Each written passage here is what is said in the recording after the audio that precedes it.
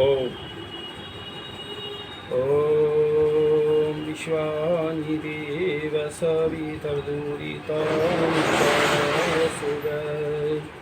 यद्भद्रं तन्मे आसुवे।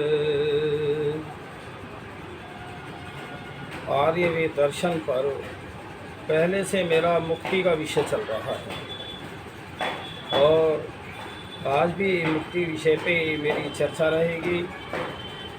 मुक्ति का जो मार्ग है वो ईश्वर के गुणों को ग्रहण करना, ईश्वर के बताए हुए रास्ते पे चलना और हम अपना कर्तव्य धर्म ऐसा ही रखें, धर्म कर्म, तो निश्चित आप मुक्ति को प्राप्त करेंगे।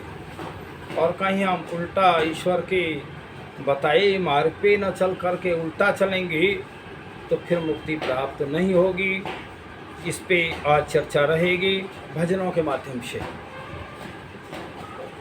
जो तू चाहे पारे उतरना, ओम नाम नित्य गाया कर। चित चंचल और अपने मन को ईश्वर भजन सिखाया कर। अंतःकरण पवित्र होगा विद्या और तपस्या से, सभी कामना पूरी होंगी उस संग प्रीत लगाया कर। जो तू चाहे पारे उतरना, ओम नाम नित्य गाया कर। चित चंचल और अपने मन को ईश्वर भजन सिखाया कर। पार उतरना क्या है? ये संसार जो है एक नदी है और इसको पार करने के लिए, स्वर्ग में पहुंचने के लिए, अच्छा जीवन प्राप्त करने के लिए ये मनुष्य शरीर आपकी नौका है। इसी के माध्यम से आप इस संसार सागर से तर सकते हैं और कोई मार्ग ही नहीं इस आत्मा के लिए। और अन्य जो प्राणी हैं वो कर्मों का भोग भोग रहे हैं, लेकिन वो अपने स्वेच्छा से या कोई उनमें कर्म करने का या बुद्धि का साधन नहीं है उनके पास। इसलिए ये बुद्धि का साधन, कर्म करने का साधन तो परमात्मा ने तुम्हें दिया है। ब्रह्म मुहूर्त में उठ करके भिक्षा मांग भंडारी से, काया सूत बनेगी तेरी प्रातः समय उठ नहाया कर। एक बात आ जाती है ब्रह्म मुहूर्त होता है सुबह 4 बजे। जो अब मैंने तो पिछले 2 सालों में जो कोरोना रहा था उस कोरोना पे विचार किया। भैया कोरोना की जो बीमारी कहीं और यहाँ से नहीं आती, पहले नंबर पे हमारे घरों में ही है। जिन हम घरों में रहते हैं, कमरे में रहते हैं, बिस्तरों पर रहते हैं, एसी का आनंद लेते हैं, उनमें जो है कीटाणु पनप जाते हैं। जब तक तुम उनमें यज्ञ हवन न करोगे, कायदे में तो जीवन के लिए हमें 3 चीज़ तो शुद्धि चाहिए। वायु शुद्ध होनी चाहिए, जो परमात्मा ने प्रकृति की वायु बनाई है वो शुद्ध है, वो 4 बजे मिलती है। दूसरा सूर्य की रोशनी और जल, ये 3 चीज़ हम शुद्ध लेते रहें तो शरीर चलता रहेगा। अच्छा, अब मैं कह रहा था ब्रह्म मुहूर्त, जब सूर्य से पहले या सूर्य निकलने के समय रात्रि में जितना दिन भर का जो प्रदूषण है, रात्रि होने पे सारा वो प्रदूषण खत्म हो जाता है। सुबह शुद्ध वायु चलती है, सुबह वो 4-5 बजे की वायु बहुत शुद्ध होती है, जो उसमें लोग उठ कर के अपना व्यायाम करते हैं, आसन प्राणायाम करते हैं और दौड़ लगाते हैं, वो बीमार नहीं होते। तो इसलिए हमें ब्रह्म मुहूर्त में उठना चाहिए, परमात्मा से हमें बुद्धि मांगनी चाहिए। वही परमपिता परमात्मा सब कुछ देने वाला है। जो तू चाहे पारे उतरना, ओम नाम नित्य गाया कर। चित चंचल और अपने मन को ईश्वर भजन सिखाया कर। ने जा मथुरा ने जा काशी, मक्के और मदीने में, मन मंदिर में रहता प्रभु है, ज्ञान की ज्योति जगाया कर। कई बार हम ईश्वर को ढूंढने के लिए लोग जाते हैं, हरिद्वार, कहीं मथुरा, वृंदावन और कई विदेशों में जाते हैं, लेकिन वो परमपिता परमात्मा तो तुम्हारे हृदय में रहता है। ये तुम अज्ञानतावश संसार में भ्रमण कर रहे हो। संसार में ठीक है, परमात्मा है कण कण में, पर वो तुम्हारे हृदय में भी तो है। और तुम जब तक अपनी बुद्धि को सही ना करोगे तो कितना ही घूमलस तुम प्राप्त भी नहीं कर सकते उसे। तो इसलिए हमें साधना में बैठना चाहिए। सुबह उठ कर के आसन, व्यायाम, प्राणायाम करें, उसकी साधना करें तो निश्चित परमात्मा के दर्शन होंगे। जो तू चाहे पार उतरना, ओम नाम नित्य गाया कर। चित चंचल और अपने मन को ईश्वर भजन सिखाया कर। विष भोग में खो दी आयु, मूर्ख राज जमाने में। संध्या हवन गायत्री पढ़ कर, वेद मंत्र कुछ गाया कर। जब ये शरीर बेकार हो जाता है तब ईश्वर हो आता है। बुढ़ापे में कई लोगों से मैं कहता हूँ, नौजवान लड़कों से, भैया जो और काम किया करो तो ईश्वर की भक्ति, वेदों का पढ़ना भी किया करो। और वो कहते हैं जी बुढ़ापे में कर लेंगे। भैया बुढ़ापे में जब करोगे, पहले बुढ़ापे में शरीर ही सही नहीं रहता। जब मेरे कहीं दर्द हो रहा है तो मैं क्या भक्ति कर सकता हूँ? आँखों से ना दिखे तो क्या भक्ति पढ़ सकता हूँ? तो इसलिए विचार करो, जैसे जैसे आप और कार्य करते हो वैसे ही ईश्वर की भक्ति का, वेदों का पढ़ना भी उसी कार्य के साथ जोड़ लो। चाहे आप घंटा, आधा घंटा, 2, 4, 10, 5 मिनट जो पढ़ें, तो उससे आपकी जो दिनचर्या है वो बनी रहेगी। फिर आप बुढ़ापे में भी भक्ति भजन कर सकते हैं। जो तू चाहे पार उतरे ना, ओम नाम नित्य गाया कर। चित चंचल और अपने मन को ईश्वर भजन सिखाया कर। आज मैं ये देख रहा हूँ व्हाट्सएप पे तो धर्म के नाम पे बहुत लोगों के झगड़े बढ़ रहे हैं। अगर ऐसे ही झगड़े बढ़ते रहे तो क्या हाल होगा? वैसे ही शांति ना है। शांति की तो कोई बात ही नहीं है, ना शिक्षा में शांति है, ना व्यवहार में शांति है, और ना देश में शांति है, पता ना क्या है। तो इसलिए ये सारी जो गड़बड़ है वो वेद का ज्ञान प्राप्त ना करने के कारण, विद्यालयों में जब तक वेद की शिक्षा ना होगी तब तक विश्व में शांति नहीं आएगी। तो इस पे एक मेरा भजन है, मुझे में ओम मैं तुझे में ओम, सब में ओम समाया। सबसे कर लो प्यार जगत में, कोई नहीं पराया, कोई नहीं पराया। मुझ में ओम मैं तुझे में ओम, सब में ओम समाया। सबसे कर लो प्यार जगत में, कोई नहीं पराया। अच्छा, हम ये देखते हैं, आज हम अलग अलग मत धर्मों में बटे हुए हैं, लेकिन ये सोचो कि क्या हम अलग अलग, हमारी बॉडी है, अलग अलग शरीर हमारे हैं?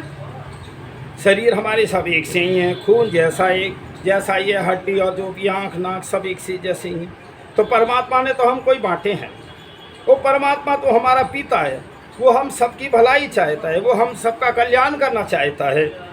लेकिन यहाँ संसार में आकर के हमने अलग अलग धर्म, मत, पंथ, भ्रातृयाँ आदि बना करके, और हमने अपने आप ही तो विघन कर रखा है, अपने आप ही अशांति कर रखी है। परमात्मा ने तो कोई अशांति नहीं की है। उसने तो हमें ज्ञान दिया था कि ये मानव तू वेद को पढ़, वेदों पे चल तो शांति में रहोगे और आप मुक्ति भी प्राप्त कर लोगे। मुक्ति बिना वेद के पढ़े, बिना वेद के ज्ञान मुक्ति भी नहीं मिलेगी। क्योंकि मैं कितना ही भी अपने में कहूँ, मैं तो ज्ञानी हूँ, लेकिन जब मैं वेदों को पढ़ता हूँ तो तब मुझे भी पता लगता है कि कितनी तेरे अंदर भी गलतियाँ हैं। वेद जो है एक संसार के सभी समस्याओं की एक कुंजी है। आप जो भी विचार लेना चाहें वो वेद को पढ़ें। तो इसलिए जितने हैं संसार के प्राणी, सब में एक है ज्योति। एक बाग के फूल हैं सारे, एक माला के मोती। न जाने किस कारीगर ने एक मिट्टी से बनाया। हम ये जानते हैं हम सब में एक ही ज्योति है, उस परम पिता परमात्मा की वो व्यापक है। जब वो हमारे आत्मा में व्यापक है तभी तो हमारे कर्मों को देख रहा है और तभी वो हमारा न्याय करता है। तो हमें जो उस परम पिता परमात्मा का ही गुणगान गाना चाहिए। और वैसे तो हम यहाँ भाई किसी पदार्थ के वो नहीं बन सकते कि मालिक बन जाए। तुझ में ओम मैं मुझ में ओम, सब में ओम समाया। सबसे कर लो प्यार जगत में कोई नहीं पराया। एक बाप के बेटे हैं सारे, एक हमारी माता। दाना पानी देने वाला एक हमारा दाता। न जाने किस मूर्ख ने है लड़ना हमें सिखाया। अगर हम वास्तव में लौटें संसार के लोगों तो वैसे तो आज भी वही हमारा पिता है, क्यों जन्म वही देता है, वही माता है और वो गुरु भी है। तो इसलिए माइक चला रहा हो तो बंद कर दो। तो इसलिए हम सब एक बाप के बेटे हैं, एक हमारी माता है, लेकिन अलग अलग हमने धर्म पंथ बना करके हमने ये लड़ाई के वो कर रखे हैं। अगर सारी दुनिया के लोगों तुम शांति चाहते हो तो वेद के मार्ग पे आओ। परमात्मा ने सृष्टि के आदि काल में सभी मनुष्यों को आदेश दिया था कि तुम वेदों को पढ़ो, वेद के मार्ग पे चलो, तो तुम आपस में सब प्यार से रहोगे। अच्छा एक बात, अगर हम प्राचीन में जाएं तो सब हम सब भाई भाई तो हैं। बताओ कहाँ हमारी कोई बरादरी बनी हुई?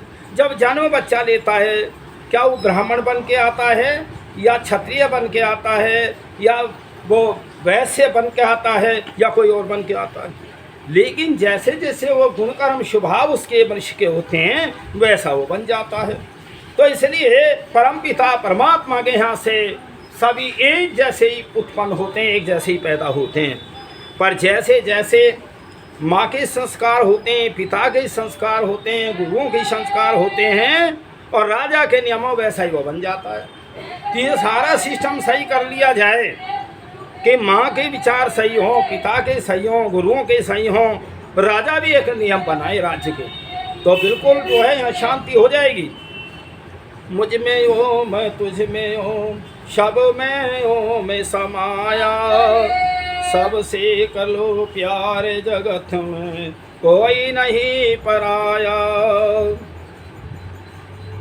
ऊंच नीच की जात पात की दीवारों को तोड़ो, बदला जमाना तुम भी बदलो, प्रभु से नाता जोड़ो। जागो और जगाओ सबको, समय है ऐसा आया, कोई नहीं पराया। सब में ओम मुझ में ओम मैं तुझ में ओम, सब में ओम समाया।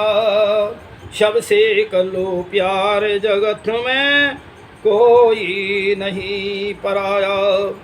देखिए हमने दीवारें ऊंच नीच की दीवारें हमने खड़ी कर रखी हैं कि वहाँ परमात्मा के यहाँ से कोई जात बन के नहीं आई।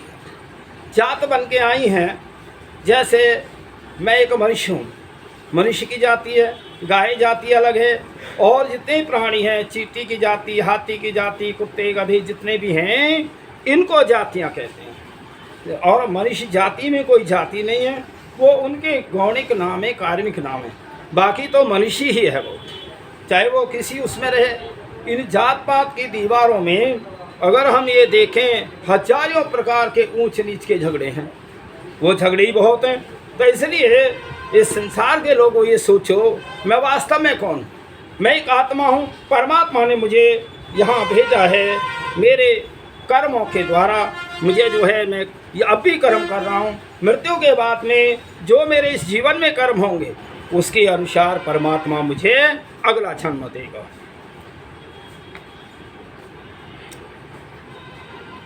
हमें जीवन की एक एक घड़ियाँ व्यर्थ नहीं खोनी चाहिए। कई बार तो समय नहीं कटता, लोग बहुत बहुत तरीके के वो साधन है उन्हें खेलते रहें, लगे रहते हैं। लेकिन मैं एक बात बताऊं, जब मृत्यु आती है तो 1 मिनट नहीं मिलता है। 1 मिनट के भी अगर कोई लाखों लाखों भी खर्च करे तब भी जीवन नहीं मिल सकता। इसलिए विचार करो, वो समय भी एक आएगा जब आयुष्यों में हम ये चाहेंगे कि हमारे प्राण वापिस आ जाएं, तो प्राण वापिस नहीं आते। इसलिए जीवन के जो समय है, चाहे 50 है, 60 है, 70 वैसे 100 वर्ष के लिए मनुष्य की बॉडी, अब हम कितना उसको चला सकते हैं वो अपने पे निर्भर है। तो इसलिए अगला भजन, जीवन की घड़ियाँ वृथा न खो, ओम जपो ओम जपो, चादर लंबी तान के सो, ओम जपो ओम जपो।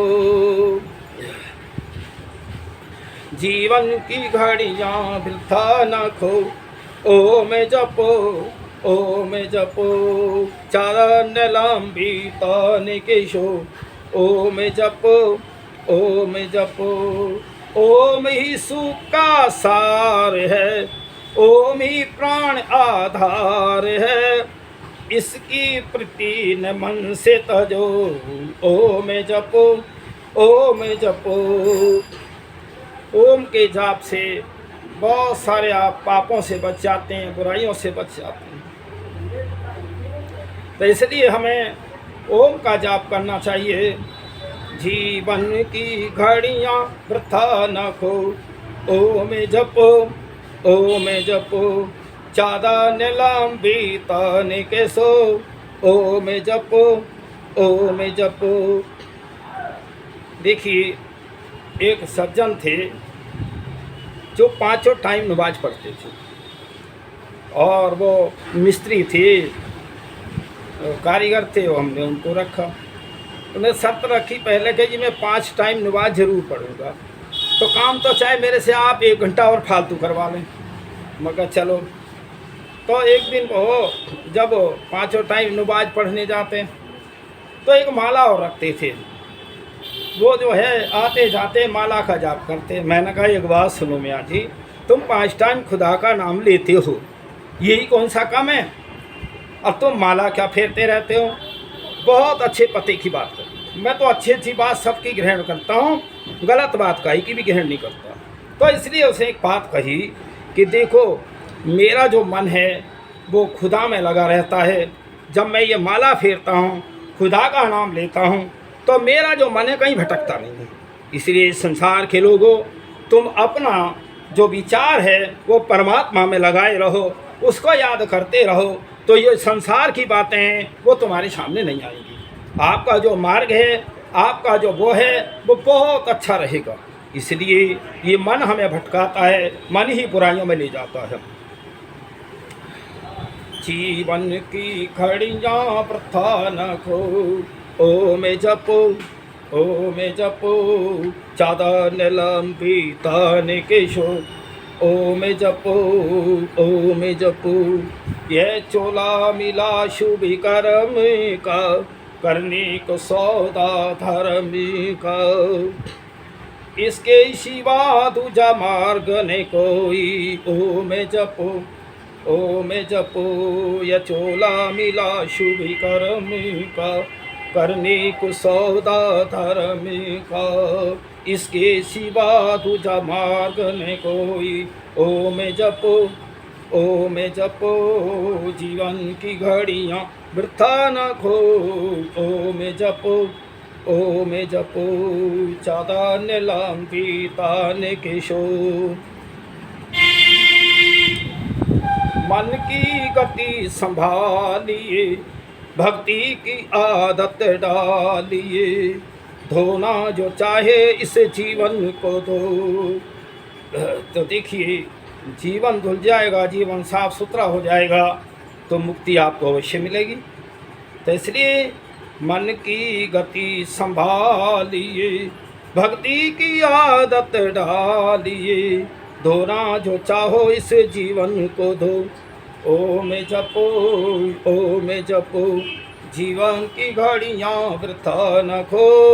ओम जपो, ओम जपो, चादर न लंबी तान के सो। अगर हम जीवन में चादर लंबी तान के सोते रहे तो दोबारा मनुष्य का जन्म नहीं मिलेगा तुम्हें ऐसे आराम करने के लिए। इसलिए पुरुषार्थ करो, धर्मयुक्त कार्य करो, अवश्य ही जन्म भी मिलेगा, मुक्ति मिलेगी। मुख से ओम उच्चारिए, हृदय में अर्थ विचारिए, श्वासों की माला तू इसमें पिरो। ओम जपो, ओम जपो, जीवन की घड़ियाँ वृथा न खो। ओम जपो, ओम जपो, ओम जपो, साथी बना ले ओम को, मन में बिठा ले ओम को। प्रेम की गंगा है सबसे कहो। ओम जपो, ओम जपो, साथी बना ले ओम को, मन में बिठा ले ओम को। प्रेम की गंगा है सबसे कहो। ओम जपो, ओम जपो। देखिए, वैसे तो हम अज्ञानता में, अज्ञानता के कारण हम उस परमात्मा को न जाने, लेकिन साथी तो वही है जिसने संसार के लोग हैं, परिवार के लोग हैं, ये साथी नहीं है। ये थोड़े दिन के साथी हैं, एक दूसरे का संबंध है, एक दूसरे का लालच है, और क्या है। अमर साथी तो परम पिता परमात्मा है, इस आत्मा का, क्योंकि आत्मा भी अमर है और ईश्वर भी अमर है, तो इसलिए ये हमेशा रहेंगे, हमेशा से हैं। तो साथी कौन हुआ? जीवात्मा का साथी ईश्वर है। हम उसे पिता रूप में समझें, गुरु रूप में समझें, माता रूप में समझें, किसी में भी समझें। और यहाँ जितने भी हम चाहे कितने मत पंथों में, काई में भी हैं, लेकिन ये हमारे रास्ते ईश्वर से हटके हैं। हमें तो उसी की आज्ञा का पालन करना चाहिए। उसकी आज्ञा जो है वेद का ज्ञान है, वेद का मार्ग पे चलने का वो आदेश है, तो हमें उसकी आज्ञा का पालन करना चाहिए। तो आप जो है जीवन पर्यंत आनंद भोगेंगे और मुक्ति को भी प्राप्त करेंगे। अगला भजन। मैं कैसी स्थिति में रहूं, दुख में रहूं, सुख में रहूं, किसी में भी रहूं, पर उस परम पिता परमात्मा को ना भूलूं, उसे हम हमेशा याद करता हूं। जो भी कार्य करूं उस परम पिता परमात्मा का धन्यवाद दूं, उसको याद करूं, और ये अपने मन में निश्चय रखूं कि वो परमात्मा मेरे कर्मों को देख रहा है और वो जैसा मैं कर्म कर रहा हूं वैसा फल देगा। जिस देश में, जिस भेष में, परदेश में रहो, प्यारा ओम, प्यारा ओम, प्यारा ओम कहो। जिस देश में, जिस भेष में, परदेश में रहो, प्यारा ओम, प्यारा ओम, प्यारा ओम कहो। जिस ढंग में, जिस रंग में, जिस ढंग में, जिस संग में रहो, प्यारा ओम, प्यारा ओम, प्यारा ओम कहो। जिस रंग में, जिस ढंग में, जिस संग में रहो, प्यारा ओम, प्यारा ओम, प्यारा ओम कहो। जिस देश में, जिस भेष में, परदेश में रहो, प्यारा ओम, प्यारा ओम, प्यारा ओम कहो। जिस योग में, जिस भोग में, जिस रोग में रहो, प्यारा ओम, प्यारा ओम, प्यारा ओम कहो। चाहे हम साधना में हैं, चाहे भोग में हैं, और चाहे रोग में बीमार भी हैं, तभी हमें उस परम पिता परमात्मा का चिंतन करते रहना चाहिए।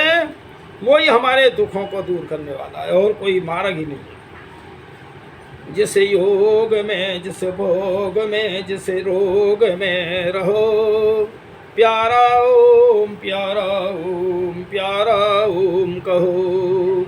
जिस देश में जिस वेश में परदेश में रहो, प्यारा ओम प्यारा ओम प्यारा ओम कहो।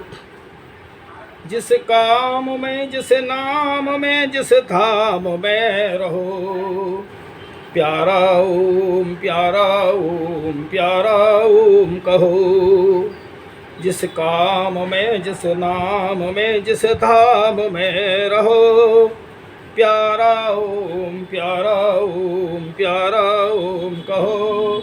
जिस देश में जिस वेश में परदेश में रहो, प्यारा ओम प्यारा ओम प्यारा ओम कहो। जिस ज्ञान में जिस ध्यान में जिस शान में रहो, प्यारा ओम प्यारा ओम प्यारा ओम कहो। जिस ज्ञान में जिस ध्यान में जिस शान में रहो, प्यारा ओम प्यारा ओम प्यारा ओम कहो। जिस देश में जिस वेश में परदेश में रहो, प्यारा ओम प्यारा ओम प्यारा ओम कहो। देखिए, जो मेरा आत्मा का स्वाभाविक गुण बन रहा है और जो मेरे जीवन में कार्य रहे हैं, वैसा वो गुण जो है आत्मा का बनता जा रहा है।